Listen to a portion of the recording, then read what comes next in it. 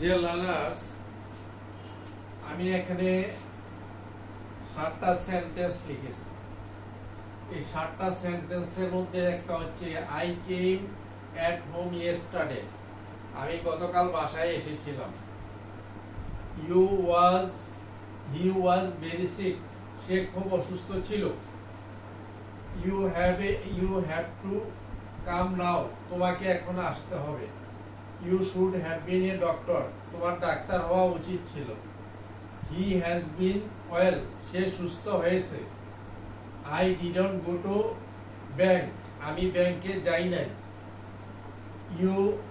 দে haven't কাম yet. তারা এখনো আসেনি।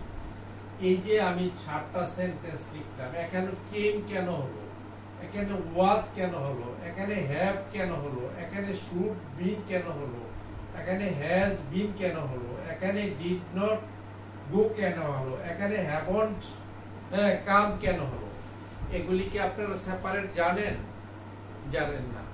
তাহলে এই সেন্টেন্সগুলি যদি আমি ট্রান্সলেশন করে এলোমেলো ভাবে শিখাই দেই, এতে কি আপনারা এই ট্রান্সলেশনগুলি বুঝবেন? হয়তো আমি যতক্ষণ বুঝাবো এতক্ষণ বুঝবেন, তারপরে কিন্তু বুঝবেন না।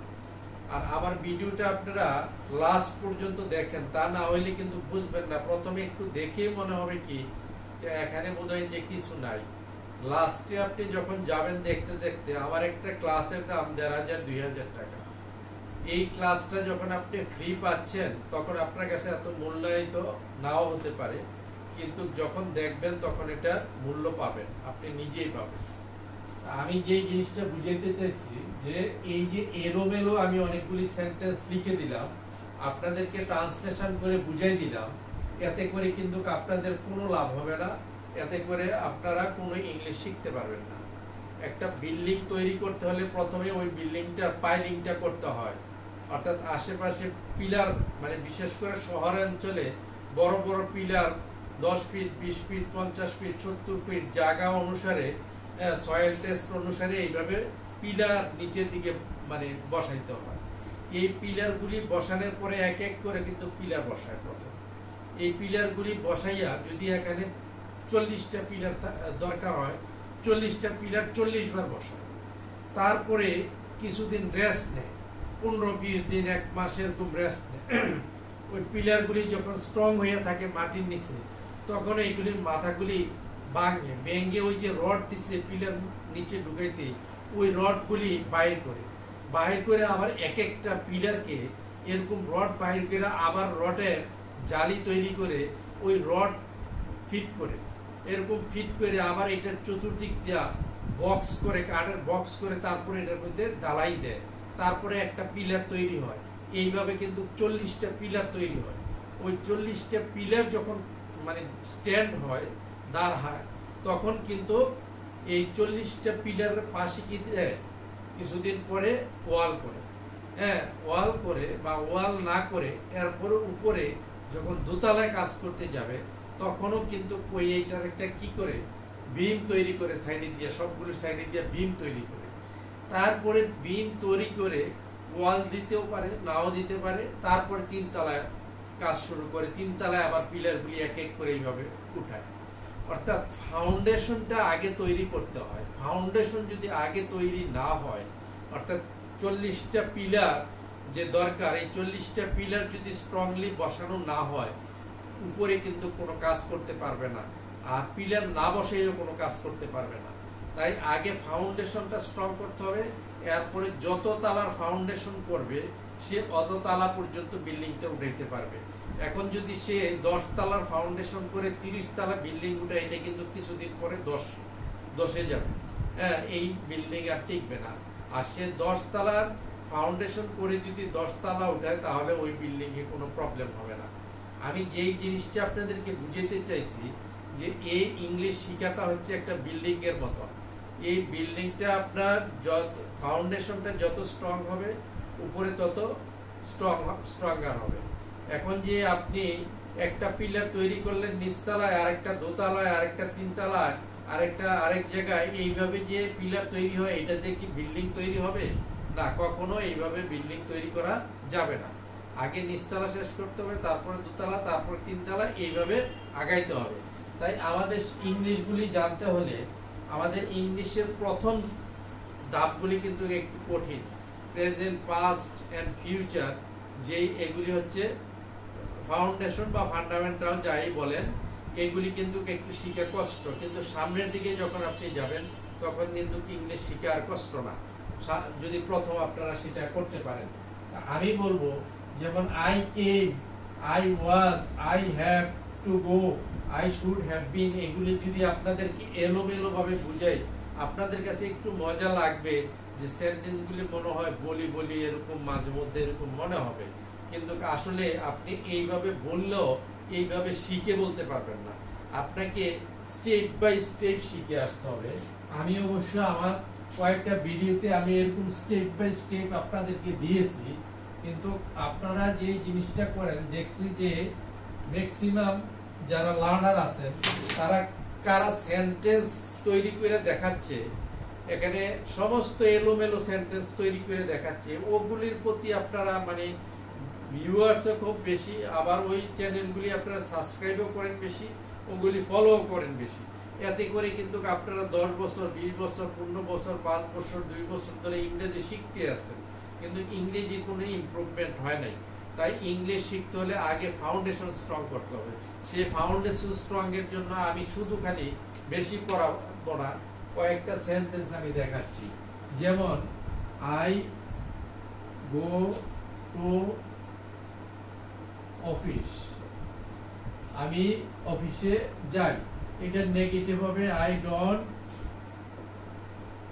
গো টু অফিস, আমি অফিসে যাই না।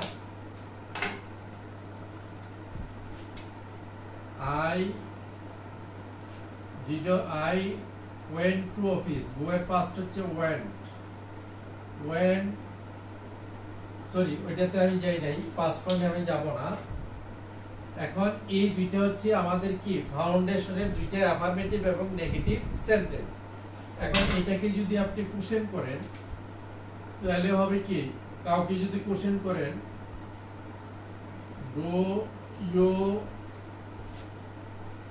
গো to office,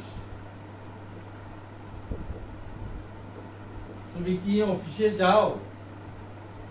don't you go to office, তুমি কি অফিসে যাও না? তার আগে যদি আপনি WH দেন, যেমন when do you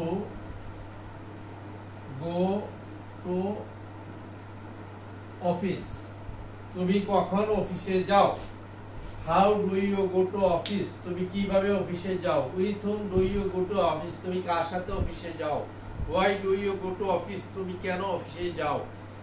এইগুলি যদি আপনারা অ্যাফার্মেটিভ প্রথমে কিছু সেন্টেন্স প্র্যাকটিস করলেন, নেগেটিভ কিছু সেন্টেন্স প্র্যাকটিস করলেন, তারপরে হচ্ছে ইয়েস নট কোশ্চেন কিছু প্র্যাকটিস করলেন, এরপরে WH কোশ্চেন প্র্যাকটিস করলে আপনাদের ফাউন্ডেশনের অর্থাৎ একটা বিল্ডিং এর 4টা ভাগের একটা ভাগের পাইলিং করা হবে।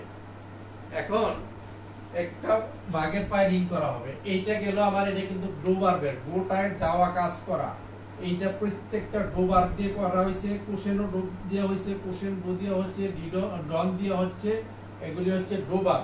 তারপরে আপনাকে আবার এটা শিকার করে চলে যেতে হবে বিভার্বে।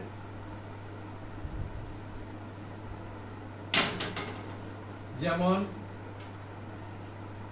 I am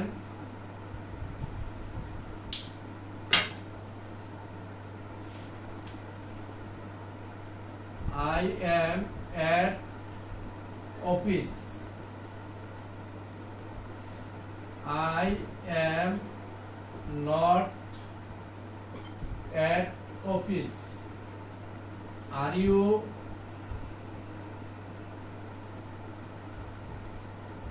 at office, তুমি কি অফিসে আছো? তারপরে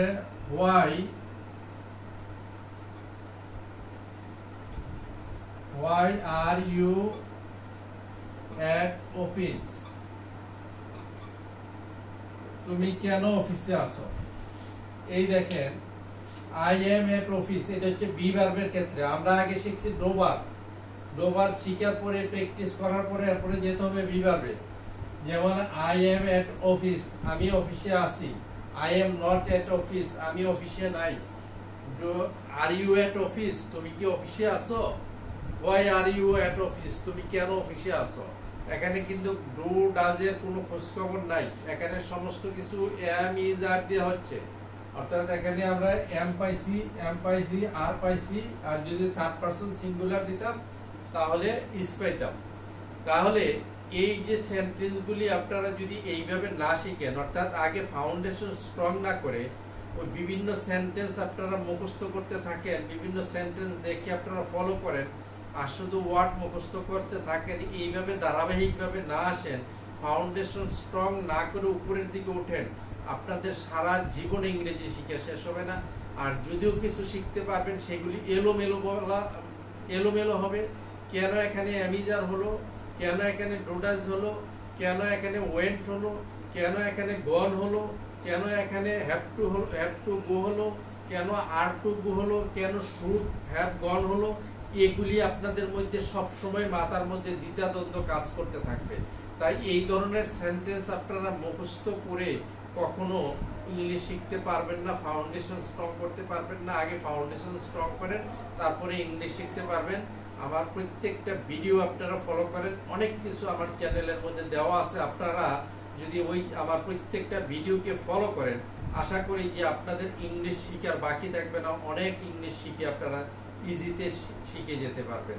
তাই বড় বড় ওই চ্যানেল, বড় বড় বক্তৃতা, বড় বড় সুন্দর সুন্দর মানে থাম্বনেইল দেখে আপনারা খুব পাগল হইয়া ওইগুলি মুখস্থ করতে যাবেন না। আমার যদি আপনাদের ভালো লাগে আমার চ্যানেলটা সাবস্ক্রাইব করবেন এবং বেল বাটনে ক্লিক করে নোটিফিকেশন পাওয়ার অপেক্ষায় থাকুন। Thank you.